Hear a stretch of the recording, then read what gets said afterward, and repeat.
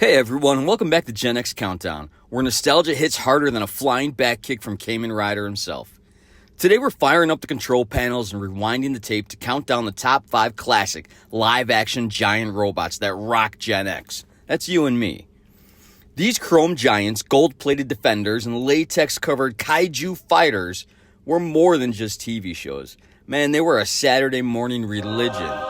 If you ever adjusted your bunny ears to tune into some grainy UHF channel just to catch a glimpse of a robot drop-kicking a foam monster, man, this one's for you. Now I'm talking real suits, real sparks, and real pyrotechnics. None of that CGI filler crap.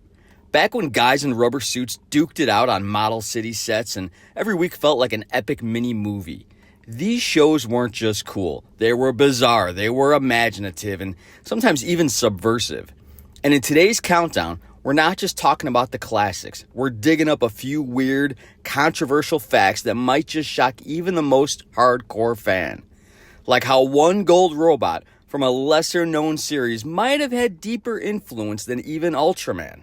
Even Ultraman. Stay tuned till the end for that. But for now, come on man, let's hit the ignition switch and count down the metal giants that shaped our childhoods. I like to get good news. Advice. Romance.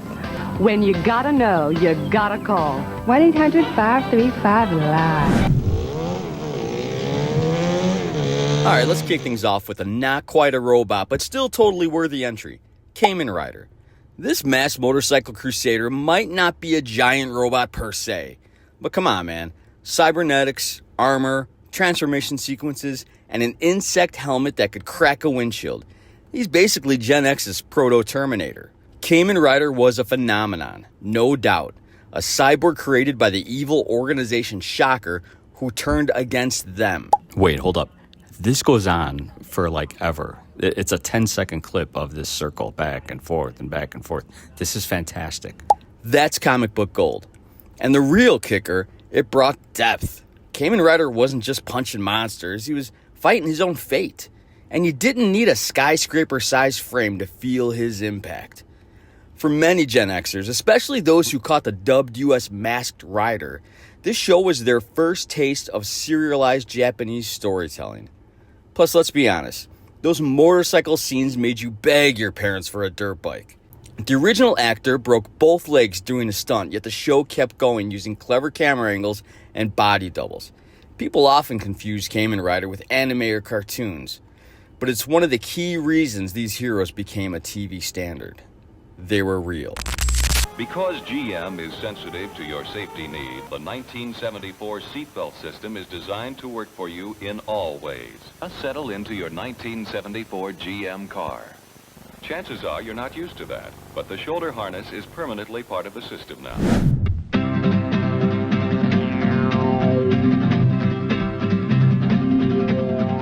Alright gang, be so patient with me because all these Japanese words are throwing me for a loop. But we're running right into Spectreman, the golden warrior who literally shined his way through monster battles every weekday afternoon. With that smooth chrome body and those laser eyes, Spectreman looked like a disco ball built for destruction. Man, we loved every minute of it. This one was one of my favorites, if not the favorite of my childhood. This environmental themed tokusatsu hero debuted in 1971. He was fighting smog monsters, trash kaiju, and pollution beasts that were weirdly more terrifying than anything Godzilla ever fought. Spectreman got his orders from a floating head named the Overlord and took down Dr. Gory, which I just looked up. What does that mean? It's just short for gorilla, apparently. It's a villain who was basically Dr. Zaius from Planet of the Apes in a lab coat. He had a blonde wig and everything. The guy looked fabulous. From Gen X kids, Spectreman was their first taste of eco-conscious storytelling, and it even came wrapped in a campy effects and dubbed over awkwardness that we all loved. Somehow this worked. We felt like we were watching something bigger than just a Monster of the Week show. It had stakes, it had a message, and it had laser fists. Spectreman had several censored episodes in Japan and the US due to violent monster deaths and graphic imagery. Lord, if you know where those are, hook me up. I'd love to see him. And Dr. Gory, total Planet of the Apes parody, complete with over-the-top soliloquies and evil laughter that probably left scars. If you shared the love that I share for Spectreman, drop it in the comments. Let's talk about him. I loved it. Man, the theme song, I could sing it right now. I will not, but I could. Jaws. Jaws is the game where you try to fish out what's in the jaws of the great white shark. Made it! But be careful. Jaws will get you. Jaws. It's you against the great white shark. That's right. Tomorrow morning at 6 o'clock, the great Rodak will see your father. Ah, yes, Space Giants. Or as the cool kids knew it in Japan, Ambassador Magma, at your service. Before Ultraman hit the airwaves, this golden, transforming robot family was already tearing up kaiju in 1966. And if you were lucky enough to stumble onto it during a UHF binge in the 70s or even the early 80s, it was pure magic. We had Magma, that was a big gold robot dude with pointy shoulders and serious anti-kaiju energy. His wife and son, yes, robot family units were a thing, could transform into rockets. Rockets! Not to mention the villain Rodak. Rodak looked like a cross between a space samurai and a villain from HR Puff and stuff. You couldn't look away. The English dub was unintentionally hilarious. With mismatched lip syncing and melodramatic line delivery, it was peak. But that only made it better. It felt otherworldly because it definitely was. Space Giants was weird, it was shiny, and it was awesome. Many believe this was an Ultraman clone, but it actually aired first and was based on a manga by Osamu Tezuka, the godfather of anime. And here's a mind melter. This was the first tokusatsu live action series to feature transforming robots. You can check me on that. That's a fact I dug up. The facts I dig up are not always accurate, though. Cheese, glorious cheese. So sumptuous and luscious. What else is so versatile? It's cheese, marvelous cheese, versatile cheese. Make your meal sing with real cheese.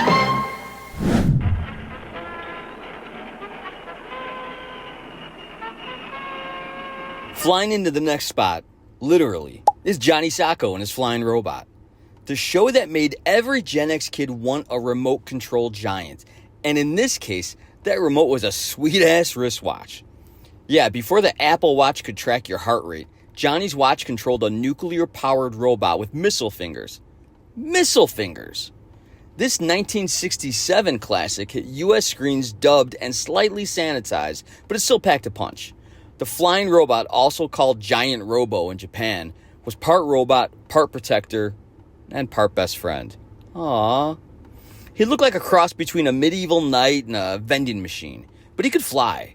And that alone was enough to win over every young sci-fi fan glued to the screen after school. But here's where it gets deeper, I guess. Johnny and the robot actually bonded. This wasn't just mecha mayhem, it was a kid learning to use power responsibly. Of course, that didn't stop the robot from vaporizing rubber-suited monsters every week with eye lasers and nuclear torpedoes. And did I mention the missile fingers? Most of the robot's costume parts were recycled from other productions, making him one of the hardest working mechs in showbiz. And despite popular belief, this was not anime. This was full-on live action, which made it all the more impressive. So now when you hear Johnny Sokko and his flying robot, you're going to know what they're talking about.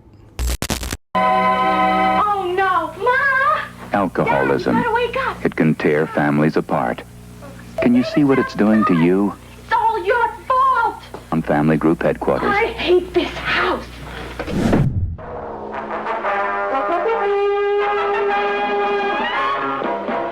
People aren't huge fans of when I count something down and say this was the number one of whatever genre it is. And I get that. I honestly do. This might be undisputed, however. So I'm going to say it. Coming in at number one, at the very top of this metallic mountain, it's the one and the only Ultraman. Ultraman debuted in 1966, and this predated a lot of us Gen Xers, right? I mean, we were catching reruns of this at best. It was single-handedly credited for launching the entire superhero genre into the stratosphere. He was part alien, he was part giant, and he was all hero. Ultraman fused with Hayata, a member of the Science Patrol. And if you've ever heard that phrase before, Science Patrol, this is where it came from. To protect the Earth from kaiju's cosmic threats and budgetary limitations. His color timer was iconic, and his specium ray absolutely devastating. And the theme song burned into our collective DNA if you ever sat through it. Every episode was like a B-movie with a moral. Giant foam monsters stomped model cities while Ultraman struck dramatic, almost ballet-like poses before obliterating them. It was beautiful chaos, and somehow it worked again and again and again. So much so that Ultraman became a cultural institution, spinning off into decades of successor films and even memes. Man, Ultraman, if you look up Ultraman, there are like 30,000 different kinds of Ultraman. Ultramen. Were there Ultra women? You would think there would be at this point. Either way, despite his robotic appearance, Ultraman is not a robot. He's an alien from the land of light. The original suit was supposed to be red and gold. There's that gold again. Man, they loved gold. But budget issues turned it silver and red. And honestly, they made him legendary. Our towering tribute to the top 5 classic live-action giant robots that rock GenX. From the golden gleam of Spectreman and Space Giants to the cyberpunk edge of Kamen Rider, each of these shows left an oil-stained footprint on our childhood memories and our tiny little hearts. And let's be real, no amount of CGI can replace the glorious cheesiness of sparks flying off a rubber suit during a slow-mo punch. Now let's circle back to that juicy controversial fact we teased earlier. Do you know that Spectreman's entire existence was nearly canned by Japanese network censors? The original storyline was far too dark, too environmental, and way too political. Spectreman was battling monsters that were thinly veiled metaphors for human pollution and social apathy. So naturally, execs panicked, and for a moment the show's fate was hanging by a thread, or like a rubber monster tail. But it survived, and it thrived, just like we did. Growing up on these whacked out, wonderful shows that told us it was okay to dream of saving the world, one foam monster at a time. And if you had a favorite giant robot, or if you still randomly hum the Ultraman or Spectreman theme song in the shower, drop a comment below. Like this video, subscribe to this channel, and slap that notification bell like it's attacking Tokyo. Until next time, keep your miniatures close and your transformation pose ready. And above all, stay cool.